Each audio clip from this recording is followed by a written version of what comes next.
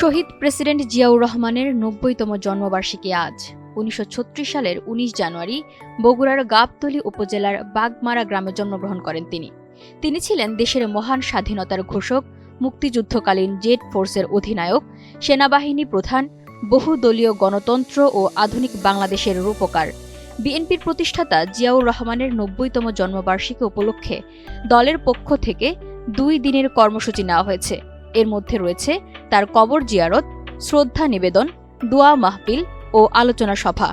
গেল শনিবার ১৭ জানুয়ারি বিকালে নয়াপল্টনে বিএনপির কেন্দ্রীয় কার্যালয়ে সংবাদ সম্মেলনে এই কর্মসূচি ঘোষণা করেন দলের সিনিয়র যুগ্ম মহাসচিব রুহুল কবির রিজভী।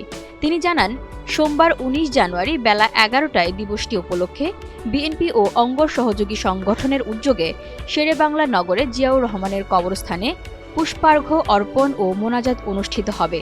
এতে উপস্থিত থাকবেন দলের চেয়ারম্যান তারেক রহমান। একই দিন দোয়া মাহফিল ও রক্তদান কর্মসূচি পালন করা হবে। এছাড়া মঙ্গলবার ২০ জানুয়ারি বেলা ১১টায় জিয়াউর রহমানের বর্ণাঢ্য জীবন নিয়ে বিএনপির উদ্যোগে আলোচনা সভা হবে।